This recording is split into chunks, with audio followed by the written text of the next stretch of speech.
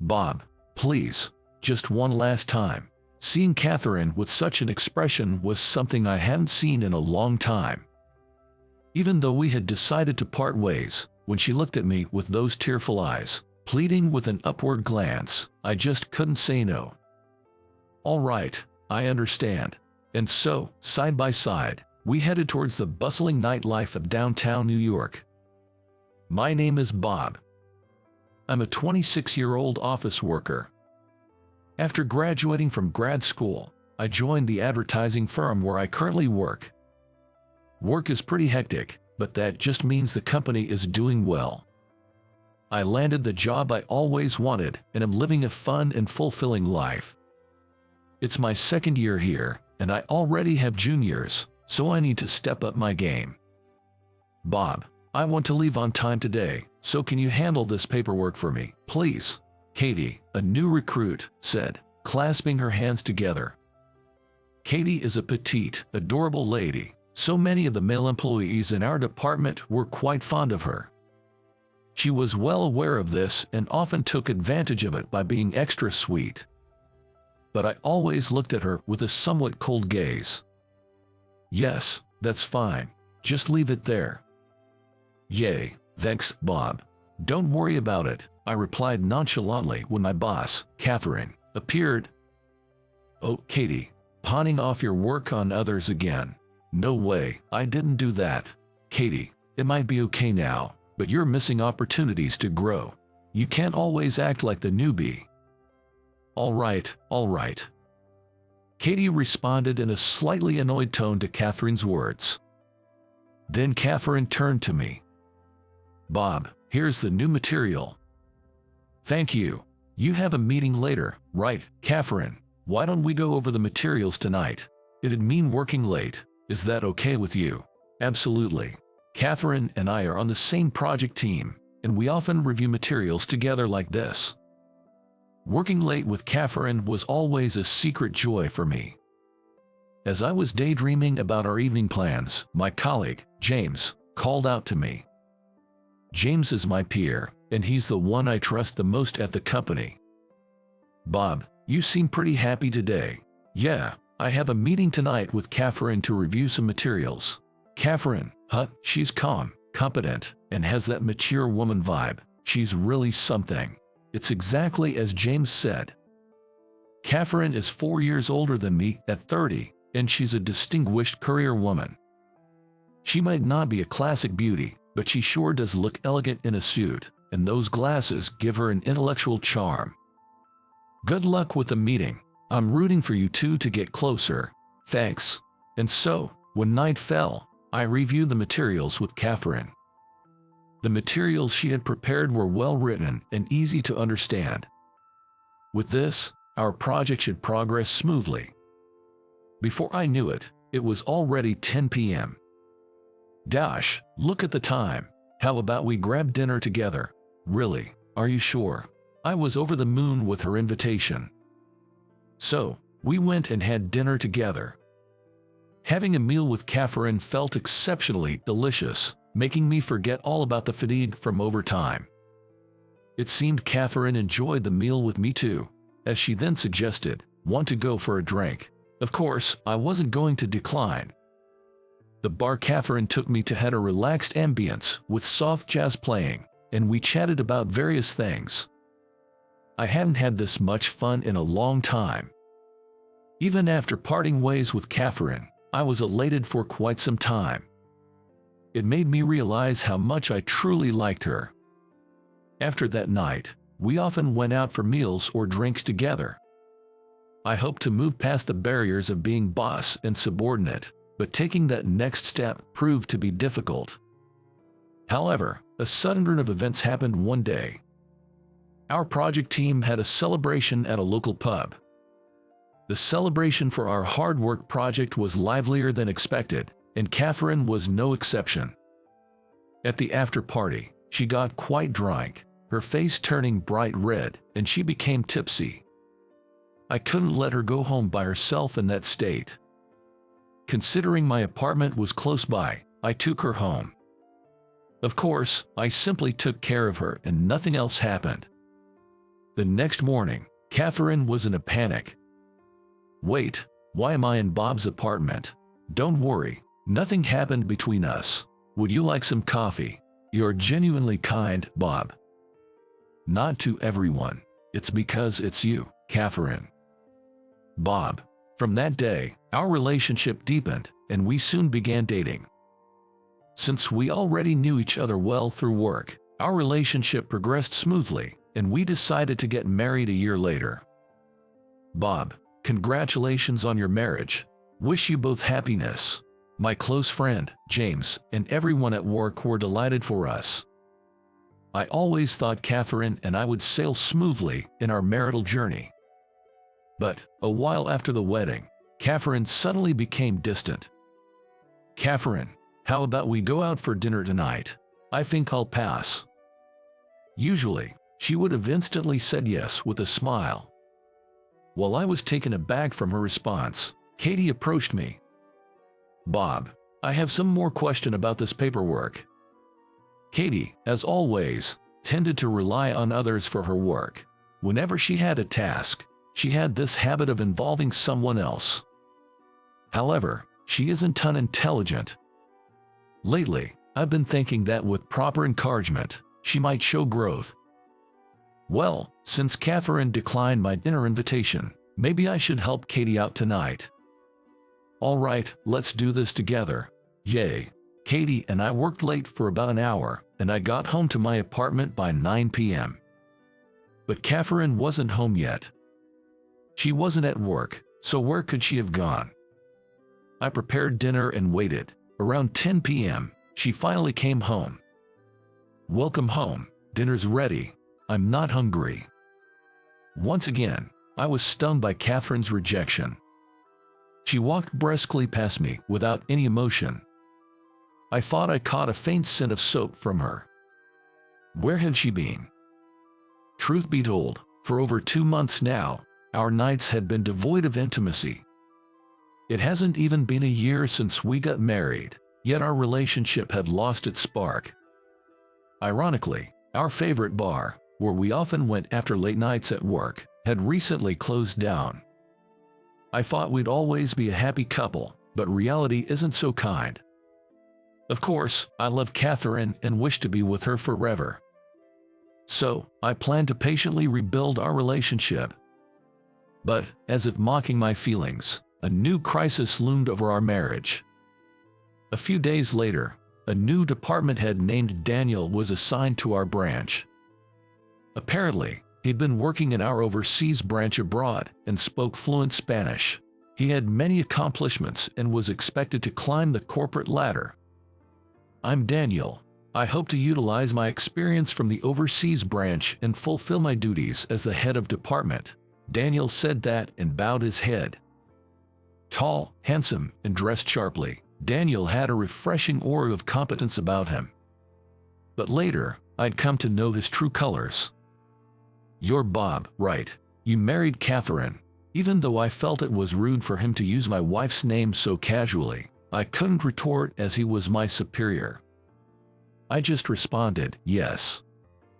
Daniel then said, with a hint of mockery, "Just so you know, she's quite the player. Actually, she and I dated briefly in the past, and it was quite a drama. Just be careful so she doesn't cheat on you." I was deeply shocked by Daniel's words, standing frozen for a moment. It was already shocking to hear Catherine labeled as a player, but to discover she had once dated him. Already lacking self-confidence, the words from Daniel, combined with Catherine's cold attitude, deeply wounded me. After that, I began to view Catherine with suspicion. She continued avoiding me. But I frequently saw her talking to my co-worker, James, at the office. "James, can I talk to you for a moment?" "Sure thing." Though they claimed it was about a project, Catherine and James seemed unusually close. I've also noticed they've been working late together more often recently. I always considered James a good friend, and he had mentioned finding Catherine attractive. Maybe James had feelings for Catherine too. Daniel often called Catherine over and they'd talk privately. Could it be that Daniel still had lingering feelings for her? Lately, Catherine seemed distant and often came home late. Recalling the day she came home with a scent of soap, I couldn't help but imagine the worst. One day, I witnessed a decisive scene. On my way home, intending to stop by a bookstore, I spotted Catherine with Daniel. Holding my breath, I watched them enter a cafe side by side. I barely remember making my way home afterwards. I found myself in a daze on the sofa, tears blurring my vision.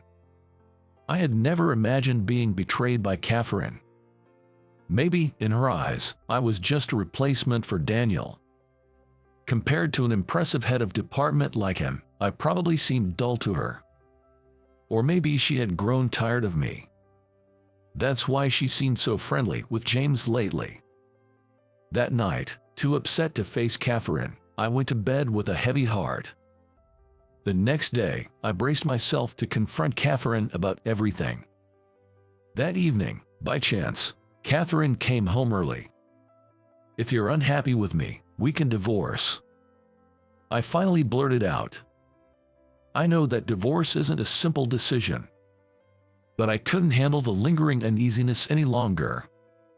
She looked shocked. Perhaps she hadn't thought I'd discovered her affair. "What's this all about, Bob? I saw you with Daniel yesterday. Considering how late you've been coming home, it all made sense. Maybe it's time we part ways." When I said that, Catherine remained silent for a while. She seemed to be thinking of a way out of the situation. After a long silence, she then said, "You're right. I've been strange lately. Hey, do you want to do it just one more time, like we used to, okay?" What? I never dreamed that Catherine would invite me out at the very end. Even though she had been avoiding me for so long, the timing now seemed too convenient. Still, Catherine pleaded passionately. "Bob, please, just one last time." It had been a while since I'd seen Catherine look this way. Even though we had decided to part ways, when she begged me with teary eyes and an upward glance, I found it almost impossible to refuse. "Okay, I understand." We headed downtown the next night. Silently following Catherine, we arrived at the bar that I thought had closed down. As I stood there in shock, Catherine opened the door, and a male bartender greeted us. "Good to see you both. I opened the bar especially for your anniversary." Hearing the bartender's words, I was taken aback. With all the focus on Catherine's actions, I had forgotten that today was our wedding anniversary. "Thank you so much for accommodating us on this special occasion," Catherine said, bowing to the bartender. The fact that she'd made such a reservation after betraying me. I couldn't comprehend Catherine's true intentions. As we sat at the bar counter, we were served special cocktails for our anniversary. As we toasted, Catherine began. "I'm sorry for avoiding you lately. I think I've already figured out your real feelings." "It's not like that. Over the past year, I've gained a lot of weight, my skin's a mess from all the overtime, and I felt like I was letting myself go." I was taken aback by Catherine's confession. I had no idea she had these concerns. Catherine, with tears in her eyes, continued. "I'm older than you, and I never felt good about my appearance. There were younger and cuter girls like Katie at the office, and I felt so insecure. That's why I started dieting and secretly going to the gym, but I wasn't seeing results, and I sometimes took it out on you. I've been awful, hadn't I?" I never would have imagined Catherine felt that way. In my mind, I was just being kind to Katie, but it seemed that Catherine was insecure about it. It became clear that Catherine's soap-like scent was from her gym visits. However, something still didn't sit right with me. Her closeness with James and Daniel. "But you were often with Daniel, and you were quite close with James too, weren't you?" "Well, about that." Just as Catherine was about to explain, my phone rang. It was James. "Bob, I got word from Catherine. Let me explain my side too. I have a big favor, and it's absolutely confidential, but I've been secretly assigned as an internal auditor in our department." According to James, He was secretly appointed to observe the interpersonal dynamics of our department. It seemed to be a response to increasing cases of harassment and a rising number of employees quitting. He had been tasked with listening to employees' concerns and reporting them up the chain. Ever since Daniel returned, he's been persistently bothering me. James happened to see him making moves on me at the office. That guy betrayed and cheated on me in the past, and now he's trying to control me. He's lost his marbles. While Daniel had portrayed Catherine as unfaithful, it turned out he was the real philanderer. Thanks to James's advice, I warned Daniel in a cafe that if he didn't stop pestering me, I'd go to the police. Fearing legal trouble, he backed off. I didn't involve the police this time, but I reported everything about him to our superiors, so I believe his reputation has plummeted. Is that so? With everything revealed, I was dumbstruck. I had thought Catherine had betrayed me, but that wasn't the case. I know we've had our misunderstandings, and I regret leading us to this point, but I truly love you, Bob. I should have explained everything to you properly earlier. I'm really sorry. Saying this, Catherine looked me straight in the eyes with an apologetic gaze. All this time, I had believed she despised me, but that was my misunderstanding. I was embarrassed for doubting her. I still love Catherine and never want to let her go. Thanks for being honest with me. I'm sorry for not trusting you. Can we start over? Yes, Bob. I love every part of you, and I can't imagine being with anyone else. And so, we raised our glasses, celebrating our anniversary. We couldn't thank the bartender enough for opening the bar, supposedly closed, just for our celebration. We partied late into the night, just like old times. This day marked a renewed mutual understanding between us. We might face misunderstandings in the future. But if we face each other sincerely, we can always start over. From now on, I hope we can sit down like this, share a drink, and speak our truths. Time and time again. Later on, Daniel didn't learn his lesson and started bothering Katie. It turns out that Katie tried to manipulate the hem, which resulted in her being stalked. In the end, Katie reported this to the upper management, and Daniel was relocated to a regional office. I never expected such a thing to happen to me. From now on, I'll stand on my own 2 feet professionally. Katie declared her determination to reform, which is truly a win-win situation for everyone.